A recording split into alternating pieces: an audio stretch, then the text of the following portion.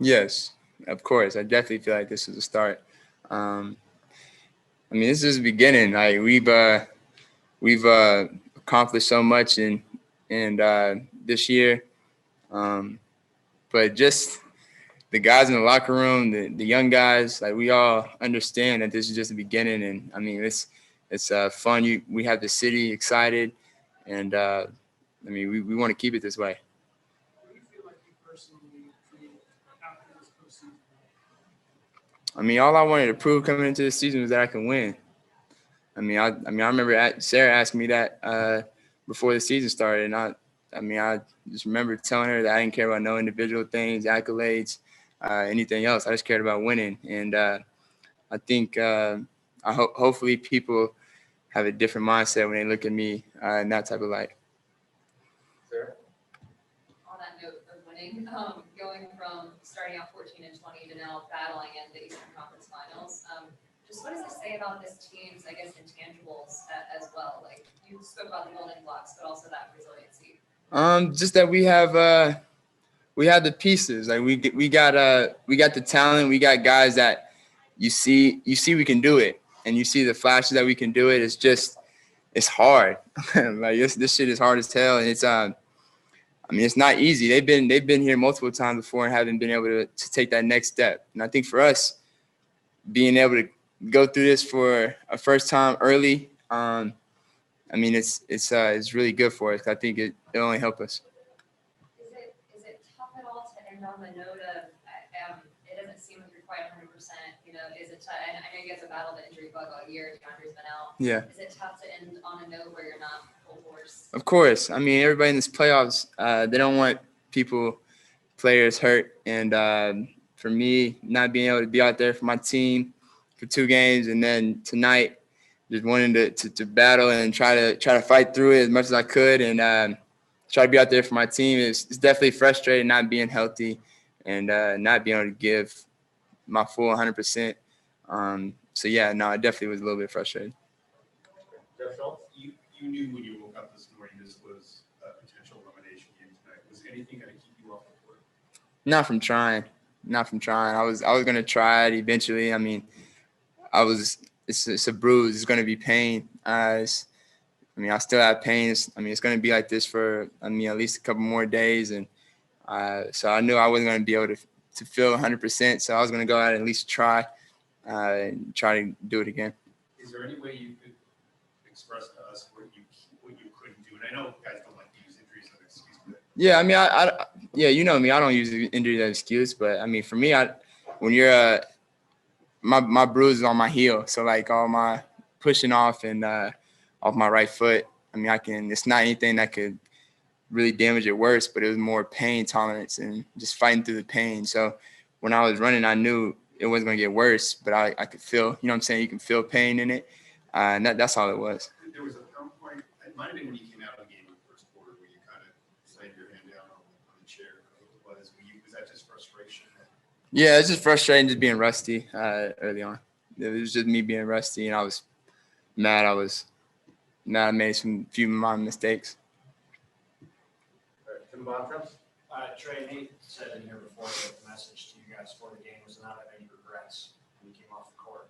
And you thought that certainly applied to you, that you left everything out there. Is that how you felt when you walked off the court? Yeah, of course. I didn't want to have any regrets after the night. Didn't want to go, not play, and then think to myself all off season if I could have been out there and played. What I mean, if I could have helped my team at all in any way, it would have hurt me. So just go out and just play and at least leave it all out there on the floor. That's all we could do. We haven't had a chance to talk to you the past couple of days. But what was it? Obviously, you've shown to be a pretty intense competitor. Mm-hmm. I imagine it's been pretty tough for you to have to sit and watch a couple of playoff games. Yeah, no, I mean it's the Eastern Conference Finals. I don't want to miss any games. I don't miss regular season games. So, like my rookie year, I didn't miss any games besides the last one, and it was to get Cam Reddish. So, I don't like missing games. Period. So, Eastern Conference Finals, I didn't want to miss any game, but it's just sucks. It's just how it happened. I think I will know what your answer is, but Nate's still technically an interim coach. reason that he should not be the coach going forward? Nah. I mean, I don't see interim on his label here soon. So in my mind, I don't think that'll be the case that much longer. Sarah? Kind of on the topic of Nate, just how much credit do you give him for helping to transform? I mean, I know it's a group effort, but how much credit do you give him to transforming this team and getting you guys pointed in the right direction and sustaining that as well? Yeah, I mean, like you said, it's a group effort, but we all play a role in our success. And Nate is a big piece of our success. Just his trust in me, his belief in everybody. I mean, competitiveness, it really rubbed off on everybody. And we were all really fighting for each other and believed in each other. And I think it all started from his messages. And you could tell it really was a trickle-down effect to everybody in the locker room. So I think when it comes to his part of our success, I think that's the big thing. Chris? What do you feel like this team needed to change when he took over taking it to this point? Say that again, I'm sorry. What do you think this team needed to change to get to this point after being took over? I think we just needed to, I don't know. I felt like we had the talent the whole time.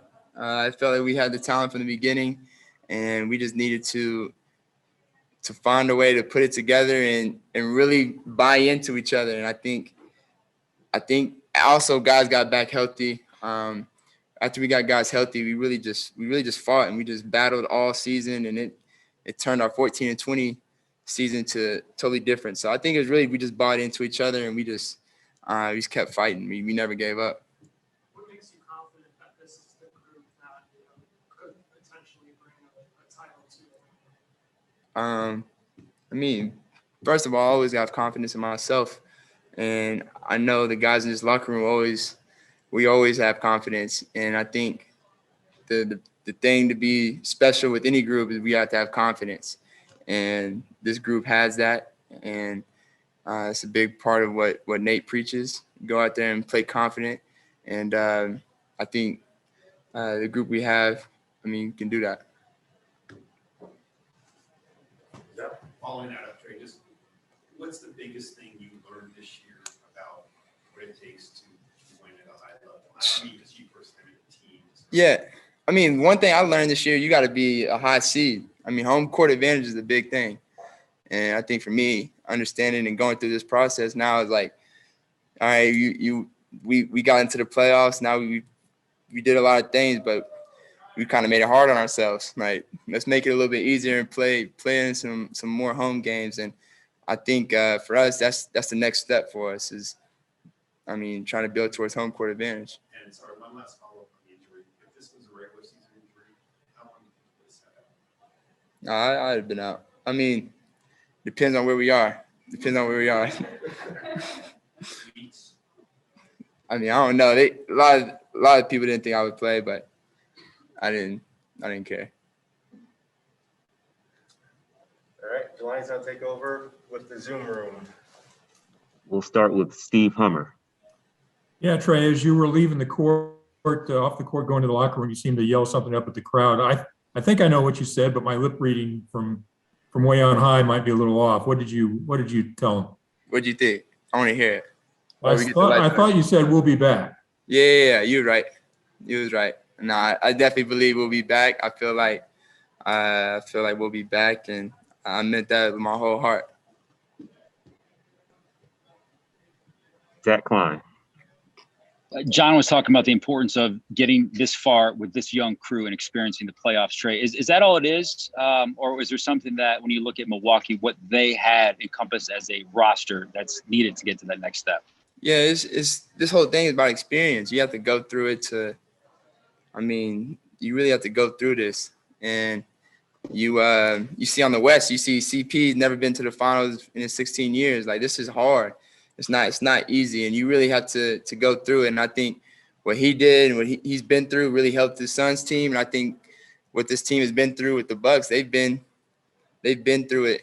They've been to this point a couple of times. So I know that feeling. They didn't want to go home again. And I think for us, we got that same feeling now, and it's the same thing. Final question on Zoom will come from Maria Martin. Trae, now that you've gotten the experience of the playoffs, do you feel more confident now that you've taken this step in the future of this franchise? Definitely. I mean, like I just said, when you go through experience and we've been through it and we've succeeded at a high level in these playoffs, and I think with that we can only build off that. And it's been a special year, and I'm excited about what's to come.